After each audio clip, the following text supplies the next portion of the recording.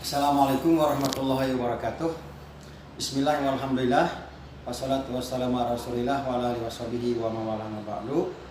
Alhamdulillah wasyukurillah, kita bersyukur kepada Allah atas karunia taufik hidayah serta ilahnya, sehingga di siang ini perdana kuliah ini bisa bertemu walaupun tidak tatap muka, namun tidak mengurangi khidmah kita untuk senantiasa belajar, terutama pelajaran yaitu tahsinul Quran. Teman-teman sekalian, sebagaimana ketentuan yang berlaku dalam perkuliahan daring ini, pertama tolong kalian mengisi absen dulu. Setelah itu baru kita akan mulai dengan materi. Untuk pertemuan kali ini, materi tahsinul Quran ini adalah hanya Bapak memberikan mukadimah sedikit, ya, di mana materi ini pada hakikatnya adalah bagaimana cara membaca Quran dengan baik dan benar sesuai dengan hukum-hukum tajwid yang berlaku. Oleh karena itu, nanti saudara-saudara sekalian lebih banyak untuk mempelajari tajwidnya, ya, daripada yang lainnya. Walaupun yang lainnya itu sifatnya hanya pelengkap. Nah, dan nanti selanjutnya nanti akan Bapak kasih silabus dan pokok-pokok inti materi yang harus kalian catat dan kalian pelajari. Untuk selanjutnya nanti kita akan pelajari secara bersama-sama. Baik, kita lanjutkan. Assalamualaikum warahmatullahi wabarakatuh. Materi tahsin Quran. Apa yang dimaksud dengan tahsin Quran?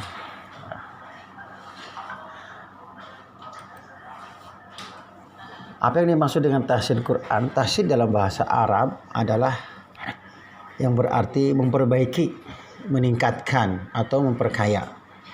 Tahsin menurut bahasa berasal dari hasana yuhasinu, yang artinya membaguskan.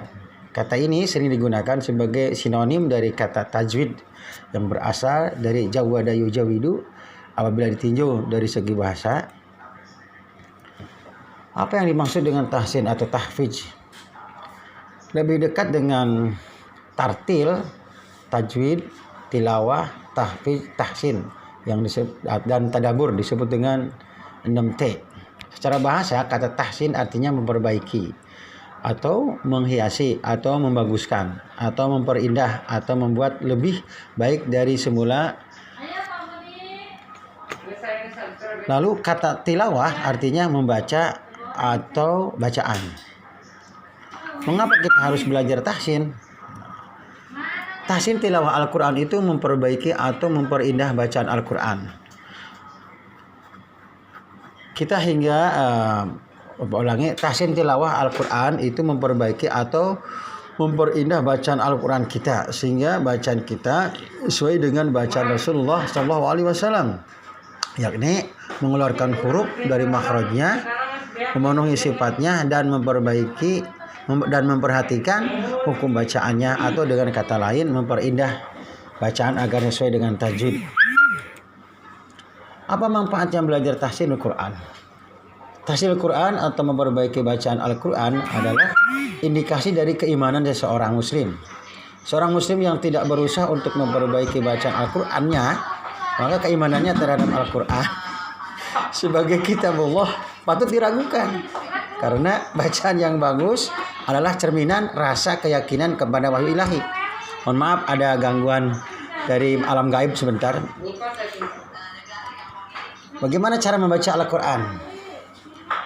Ada 8 cara membaca Al-Quran untuk pemula dan dengan benar. Yang pertama yang harus diperhatikan yaitu adalah pengenalan dasar hukum huruf-huruf hijaiyah. Yang kedua, mengenal tanda baca atau harakat. Yang ketiga, mengenal bacaan tajwid Al-Quran. Yang keempat, belajar secara sungguh-sungguh dan rajin. Kemudian mengetahui isyarat tanda baca. Yang keenam, latihan atau praktik membaca Al-Quran. Yang ketujuh, menyiapkan waktu khusus untuk belajar membaca Al-Quran. Dan yang kedelapan, mencari guru yang benar-benar mahir dalam membaca Al-Quran.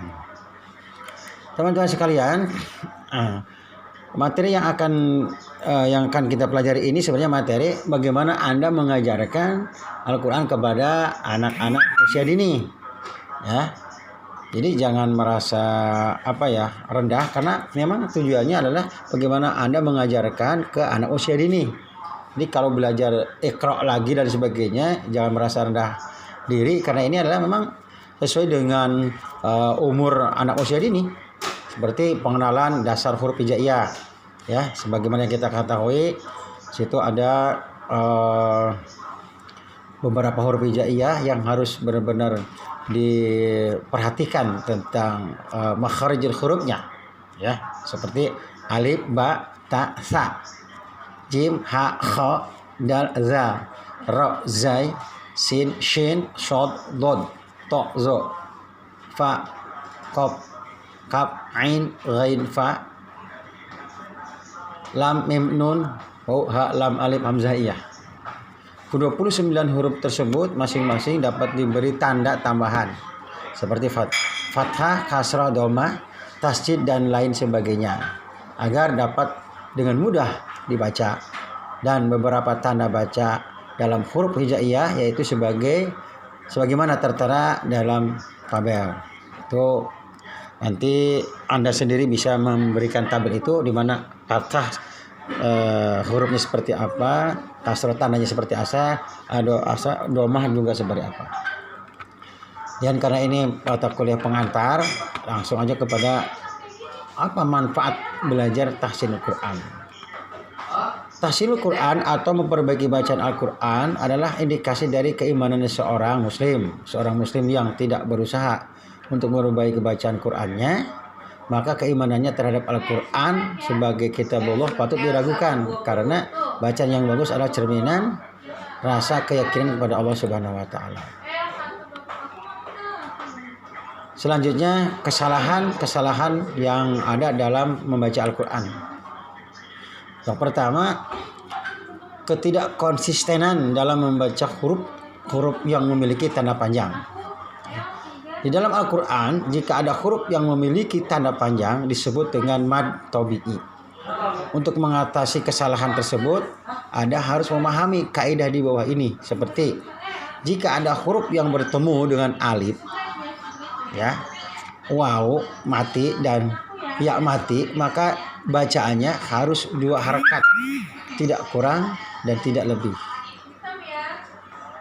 Selain 2 harakat, ada pula membaca panjang yang bersifat pilihan, yaitu antara 2, 4 atau 5 harakat. Hal tersebut berlaku untuk mad zaij.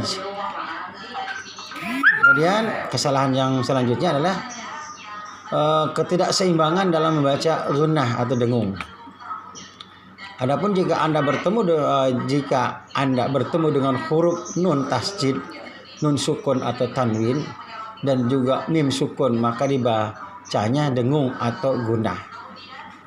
Membacanya tidak tergesa-gesa. Bacaan gunnah harus didengungkan dan tahan dalam 3 ketukan. Bacaan gunnah yang baik adalah dengan melibatkan rongga hidung.